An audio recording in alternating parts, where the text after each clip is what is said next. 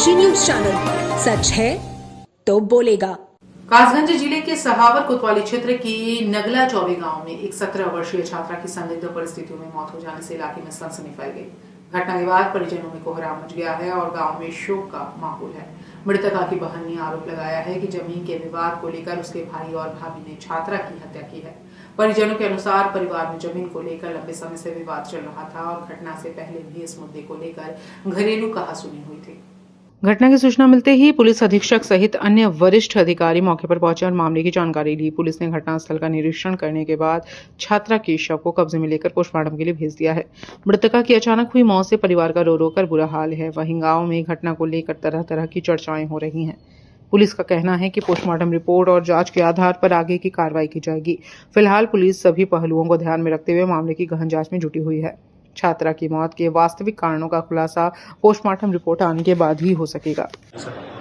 जनपद कासगंज के थाना सहावर के नगला चौबे की एक बहू मन्नू नामक दोपहर बाद यूपी 112 पर उसका एक इवेंट प्राप्त हुआ था, जिसमें उसने परिवार के अंदर ही अपने घर में सास, ननद और देवर इत्यादि के विषय में उसका खुद का दरवाजा तोड़ने का उसने इवेंट दिया था।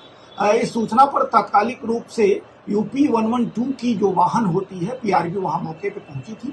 मौके पे पहुंच करके सारे पक्षों से वहां वार्ता की गई और फिर उस समय पीड़ित पक्ष जो भाभी और उसके पति थे उनको थाने पे भेजने के लिए उन्होंने निर्देशित किया था। वो दोनों व्यक्ति यहाँ आकर के थाना सहावर पर पहुंचे थे।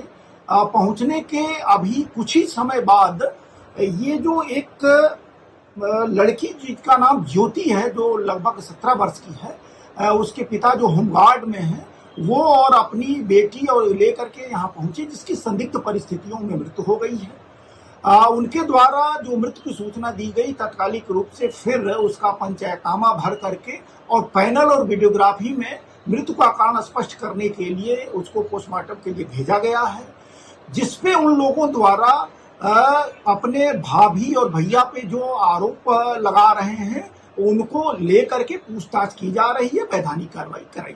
पूर्वांचल की खबरों से जुड़े रहने के लिए आज ही सब्सक्राइब करें हमारा YouTube चैनल डनकाशी और हाँ, लेटेस्ट अपडेट्स के लिए बेल आइकन को प्रेस करना ना भूलें।